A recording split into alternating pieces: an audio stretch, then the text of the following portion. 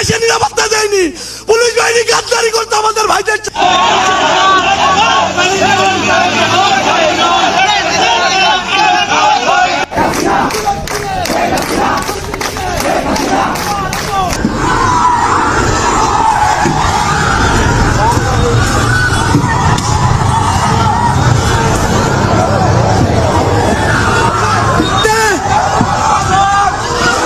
বাংলাদেশ সেনাবাহিনী ইউনিটচার কুত্তায় পরিণত হয়েছে, মানে হালা কুত্তা আছে না, আদার দিলে খেউয়ে খেউয়ে আইয়ে এরকম খেউয়ে খেউয়ে আইছে।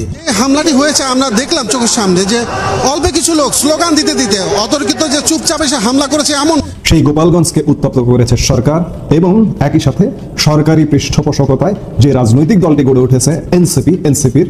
পুলিশের পক্ষ থেকে বলা হচ্ছে যে এনসিপির পদযাত্রা ঠেকাতে নিষিদ্ধ ঘোষিত ছাত্র সংগঠন ছাত্রলীগের নেতাকর্মীরা এই কাজ ঘটিয়েছে। আবার আওয়ামী লীগ বা ছাত্রলীগের কারো কারো পক্ষ থেকে দাবি করা হচ্ছে যে পুলিশ গুলি করেছে, তার প্রতিবাদে তারা এই ঘটনা ঘটিয়েছে। আমরা আসলে সুনির্দিষ্টভাবে বলতে পারছি না কি ঘটেছে, তবে একথা ঠিক এনসিপির পদযাত্রাকে কেন্দ্র করে গত কয়েকদিন ধরে উত্তেজনা চলছে এবং যে গুঞ্জন ছড়িয়ে পড়েছে যে সেখান থেকে বঙ্গবন্ধুর সমাধিস্থল টুঙ্গিপাড়াতে বঙ্গবন্ধুর সমাধি গুড়িয়ে দেওয়া হবে বা ধুলায় মিশিয়ে দেওয়া হবে, এরকম নানান ধরনের উস্কানিমূলক বক্তব্য, নানান ধরনের গুঞ্জন আমরা তো গত কয়েক মাস ধরে শুনছি।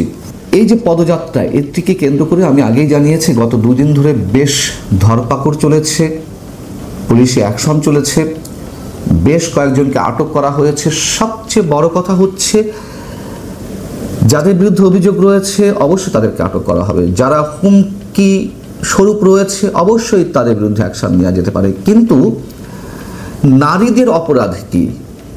আমরা শুনতে পেলাম যে আওয়ামী লীগের কোনো কোনো নেতাকে আটক করতে গিয়ে না পেয়ে তাদের স্ত্রীদের আটক করা হয়েছে। যেমন জেলা আওয়ামী লীগের সাধারণ সম্পাদক শাহাবুদ্দিন আজমের স্ত্রীকে আটক করা হয়েছে।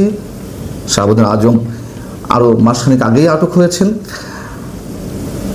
সাংগঠনিক সম্পাদক শরীফুল আলম কাতন, তাকে না পেয়ে তার স্ত্রীকে আটক করা হয়েছে। এটি কোন ধরনের আচরণ? ছাত্রলীগ যে কাজটি করেছে, যেটি পুলিশের অভিযোগ যে তাদের গাড়িতে অগ্নিসংযোগ করেছে, হামলা করেছে, অবশ্যই এটি নিন্দনীয়। অবশ্যই আমরা এটা মানতে পারি না যে আইন শৃঙ্খলা রক্ষাকারী বাহিনীর কোনো সম্পত্তির উপরে বা কোনো ধরনের সম্পদের উপরে আক্রমণ চালাবে, হামলা চালাবে, অগ্নিসংযোগ করবে। কিন্তু এটাও তো ঠিক, এটা আমরা কিভাবে মেনে নেব? তার মানে নারীরাও নিরাপদ নয়, এটা কোনো অবস্থাতেই সমর্থনযোগ্য নয়।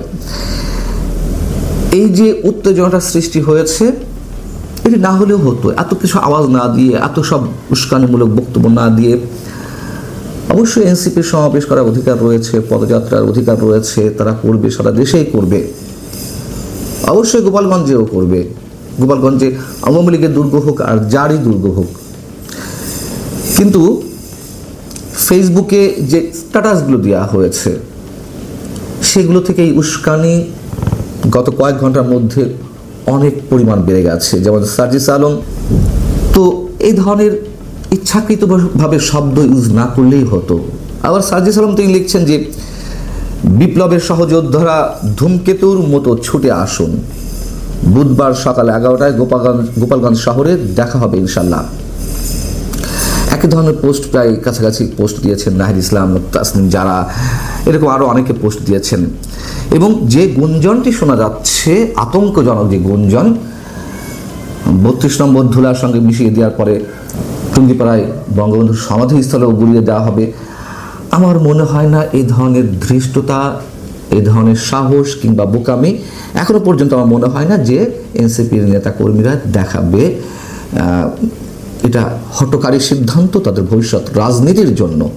এটুকু জানতে পারলাম যারা এলাকা ছাড়া হয়েছিলেন, এলাকা থেকে অনেকেই গা ঢাকা দিয়েছিলেন আওয়ামী লীগ, যুবলীগ, ছাত্রলীগে, তাদের অনেকে নাকি রাতেই গোপালগঞ্জ ফিরেছেন। যদি কোনো ধরনের উত্তেজনাকর কোনো বক্তব্য কিংবা পরিস্থিতি সৃষ্টি করে এনসিপি নেতারা, তবে তারা বসে থাকবে না। আমরা কোনোটিই চাই না, নিঃসন্দেহে কোনোটি চাই না। তবে জেলা প্রশাসন একটি ভালো কাজ করেছে, যেটি শুনতে পেলাম যে এনসিপি নেতাদেরকে রুট দিয়ে দিয়েছেন যে তারা কোন পথে গোপালগঞ্জে প্রবেশ করবেন। গোপালগঞ্জ পৌর মার্কেটের পাশে তাদের সমাবেশ স্থল, সেখানে যে রুট দিয়ে তারা আসবেন সেই রুট দিয়ে তাদেরকে ফিরে যেতে হবে, সম্ভবত সেখান থেকে মাদারীপুর দিকে যাবে। এটা অবশ্যই জেলা প্রশাসন একটি ভালো উদ্যোগ নিয়েছে।